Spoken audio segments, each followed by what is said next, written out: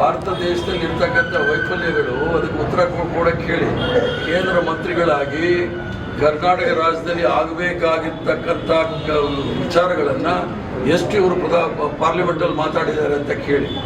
ಅದು ಕಳಸಾ ಬಂಡೂರಿ ಇರ್ಬೋದು, ಭದ್ರಾ ಯೋಜನೆ ಇರ್ಬೋದು, ಯಾವುದೇ ವಿಚಾರದಲ್ಲಿ ಮತ್ತೆ ಕರ್ನಾಟಕ ರಾಜ್ಯಕ್ಕೆ ಬರ್ತಕ್ಕಂಥ ಹಣ ಯಾವುದಾದ್ರೂ ಬಂದಿದೆಯಾ ಅಂತ ಕೇಳಿ ನೋಡಿ. ಕೇವಲ ಅವರ ರಾಜಕೀಯ ಅಸ್ತಿತ್ವವನ್ನು ಉಳಿಸ್ಕೊಳ್ಳಿಕ್ಕೋಸ್ಕರ ಇವೆಲ್ಲ ಮಾತಾಡ್ತಾರೆ ವಿನಃ ಇವರಿಂದ ನಾನೇನು ಕಲಿಬೇಕಾದಿಲ್ಲ, ನನಗೇನು ಆ ದುರ್ಗತಿ ಬಂದಿಲ್ಲ. ಈ ಮಹಾನ್ ಪಂಡಿತ, ಮಹಾನ್ ಜ್ಞಾನಿ, ಮಹಾನ್ ನಾಯಕನ ಹತ್ರ ನಾನು ಕಲಿಸ್ಕೊಳ್ಬೇಕಾದ ಏನೂ ಇಲ್ಲ. ಶಿವಸೇನೆ ನಾಯಕ ಸಂಜಯ್ ರಾವತ್ ಹೇಳಿದ್ದಾರೆ, ಭಾಷಾ ಪ್ರಖಂಡ ಪಂಡಿತ, ಜ್ಞಾನ ಭಂಡಾರದ ಶಿಖರ, ಸಕಾರ ಮೂರ್ತಿ ಆಗಿರುವ ನಮ್ಮ ಪ್ರಹ್ಲಾದ್ ಜೋಶಿಯವರು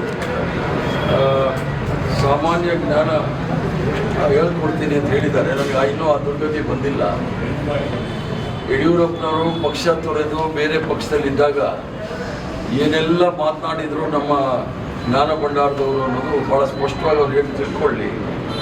ಈಗ ಯಡಿಯೂರಪ್ಪನವರ ವಾದನ ಪೂಜೆ ಮಾಡ್ತಾ ಇರೋದು ನೋಡಿದಾಗ ಇವರು ಡಬಲ್ ಸ್ಟ್ಯಾಂಡರ್ಡ್ ಭಾಳ ಸ್ಪಷ್ಟವಾಗಿ ಕಾಣುತ್ತೆ. ಅದಲ್ಲದೆ ಇವರು ಅವ್ರದೇ ಸರ್ಕಾರದ ವಿರುದ್ಧ ಮಾತಾಡ್ತಾ ಇರೋದು ನೋಡಿದಾಗ ಹಾಸ್ಯಾಸ್ಪದ. ಅಲ್ಲಿ ಪ್ರಧಾನಮಂತ್ರಿಗಳ ಕಚೇರಿಯಿಂದ ಅಯೋಧ್ಯೆ ಟ್ರಸ್ಟ್ ವಿಚಾರದಲ್ಲಿ ಅವರ ಲೆಕ್ಕ ಕೇಳಿದ್ದಾರೆ. ಲೆಕ್ಕ ಕೊಡೋಕ್ಕಾಗಲ್ಲ ಅಂತ ಹೇಳಿ ಇವರು ಹೇಳ್ತಾ ಇದ್ದಾರೆ. ಟ್ರಸ್ಟ್ ಅವ್ರು ಲೆಕ್ಕ ಕೊಡೋಕ್ಕಾಗಲ್ಲ ಅಂದರೆ ಇವರು ಪ್ರಧಾನಮಂತ್ರಿಗಳ ವಿರುದ್ಧವೇ ಇದ್ದಾರೆ ಅನ್ನೋದು ಭಾಳ ಸ್ಪಷ್ಟವಾಗಿ ಕಾಣುತ್ತೆ. ಜೊತೆಗೆ ದೇಶದ ಪ್ರಧಾನಮಂತ್ರಿ ನಾ ಕಾವುಂಗ ನಾ ಖಾನೆ ದೂಗ ಅಂತ ಹೇಳಿದವರು ಇದನ್ನು ನೋಡಿದಾಗ ಈ ರಾಮನ್ನು ಬಿಟ್ಟಿಲ್ಲ. ನಾವು ಹೇಳ್ತಾ ಇರೋದು ರಾಮನ ಬಗ್ಗೆ ಪ್ರೀತಿ ಇದೆಯೋ ಕೋಪ ಇದೆಯೋ ಆ ಪ್ರಶ್ನೆ ಅಲ್ಲ. ರಾಮನ ಹೆಸರಲ್ಲಿ ಕಳ್ತನ ಯಾಕೆ ಮಾಡಿದ್ದೀರಾ, ಲೂಟಿ ಯಾಕೆ ಮಾಡಿದ್ದೀರಾ? ಈ ದೇಶದಲ್ಲಿ ಮಸೀದಿ ಮತ್ತು ಮಂದಿರಗಳ ಲೂಟಿ ಮಾಡಿರೋದು ಮೊಹಮ್ಮದ್ ಗಜ್ನಿ. ಅದನ್ನು ಬಿಟ್ಟರೆ ಇನ್ಯಾರಾದ್ರೂ ಲೂಟಿ ಮಾಡಿದರೆ ಹಿಂದುತ್ವವಾದಿಗಳಾದ BJP RSS ಅವರು. ಅದಕ್ಕೆ ಉತ್ತರ ಕೊಡಿ ಅಂತ ಹೇಳಿದ್ರೆ ಈ ಅವರ ಪ್ರಖಂಡ ಜ್ಞಾನವನ್ನು ನಾವು ಹೇಳ್ಕೊಳಕ್ಕೆ ಬಂದಿದ್ದಾರೆ. ನನಗೆ ಇನ್ನಿಂದ ಇವರಿಂದ ಹೇಳಿಸ್ಕೊಳ್ಳೋ ದುರ್ಗತಿ ನನಗೆ ಇನ್ನೂ ಬಂದಿಲ್ಲ.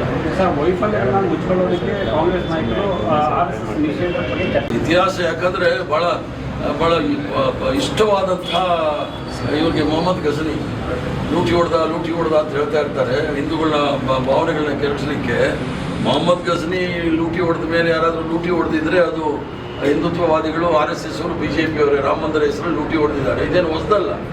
ಆಗ ಇಟ್ಟಿಗೆ ಮೆರವಣಿಗೆ ಮಾಡಿದ್ರು ಇವರು 1998 ಅದ್ವಾನಿ ನೇತೃತ್ವದಲ್ಲಿ ಇಟ್ಟಿಗೆ ಮೆರವಣಿಗೆ ಮಾಡಿದಾಗ ಆಗಲೇ ಹೇಳಿದರು 900 ಕೋಟಿ ದುರುಪಯೋಗ ಆಗಿದೆ ಅಂತೇಳಿ ದೇಣಿಗೆಗಳು ಕಲೆಕ್ಟ್ ಮಾಡ್ಕೊಂಡಿದ್ರು. ಆ ರಾಮ ಮಂದಿರ ಕಟ್ಟಕ್ಕೆ 500 ಕೋಟಿ ಅಂಬಾನಿಯವರು ಕೊಟ್ಟಿದ್ದಾರೆ. ಆ ದೇಣಿಗೆ ಆಗಿದೆ, ಅದು ಅದರದ್ದು ಲೆಕ್ಕ ಯಾರೂ ಕೊಟ್ಟಿಲ್ಲ.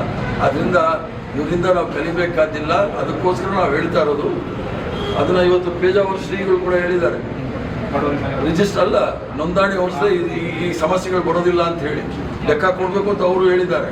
ಅವರು ಟ್ರಸ್ಟ್ ಮೆಂಬರ್ಗಳು ಅದರ ವಿರುದ್ಧವಾಗಿದ್ದಾರೆ ಅಂತ ಪ್ರಹ್ಲಾದ್ ಜೋಶಿಯವ್ರನ್ನ ಕೇಳಕ್ಕೆ ಹೇಳ್ಬಿಡ್ತೀನಿ. ಮತ್ತು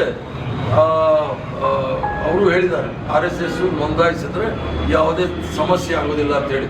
ಅವ್ರದ್ದಾದ್ರೂ ಹಿತ ನುಡಿನ ಕೇಳಲಿ ಅಂತ ನಾನಾದರೂ ಬಿಡದಿ ಟೌನ್ಶಿಪ್ ವಿಚಾರ ಮುಖ್ಯಮಂತ್ರಿಗಳು ಚರ್ಚೆ ಮಾಡಬೇಕು ಅನ್ನೋದಿದ್ರೆ ಪ್ರಜಾಪ್ರಭುತ್ವದ ಪವಿತ್ರವಾದ ಮಂದಿರ ವಿಧಾನಸೌಧ, ಅಸೆಂಬ್ಲಿ ಅಲ್ಲಿ ಬಂದು ಚರ್ಚೆ ಮಾಡಿದ್ರೆ ಚರ್ಚೆ ಮಾಡಕ್ಕೆ ಸಿದ್ಧ ಇದ್ದೀವಿ. ಎಲ್ಲೋ ರಸ್ತೆನಲ್ಲಿ ಕೂತ್ಕೊಂಡು ನಾವು ಮುಖ್ಯಮಂತ್ರಿಗಳು ಚರ್ಚೆ ಮಾಡ್ಲಿಕ್ಕಾಗಲ್ಲ. ಬಹಿರಂಗ ರೈತರ ಜೊತೆ ಚರ್ಚೆ ಮಾಡೋಣ ಅಲ್ಲ.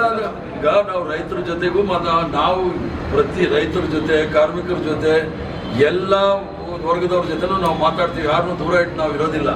ಆದ್ದರಿಂದ ಪವಿತ್ರವಾದ ಪ್ರಜಾಪ್ರಭುತ್ವದ ಮಂದಿರ ಇದೆ ನೋಡಿ ವಿಧಾನಸೌಧ, ಅಲ್ಲಿ ನಾವು ಮಾತಾಡ್ಲಿಕ್ಕೆ ತಯಾರಿದ್ದೇವೆ.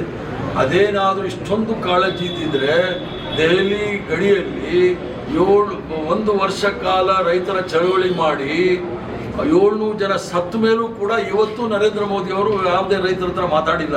ಆದ್ದರಿಂದ ರೈತರ ಬಗ್ಗೆ ನಾವೇನು ಮೊಸಳೆ ಕಣ್ಣೀರು ಹಾಕೋದಿಲ್ಲ.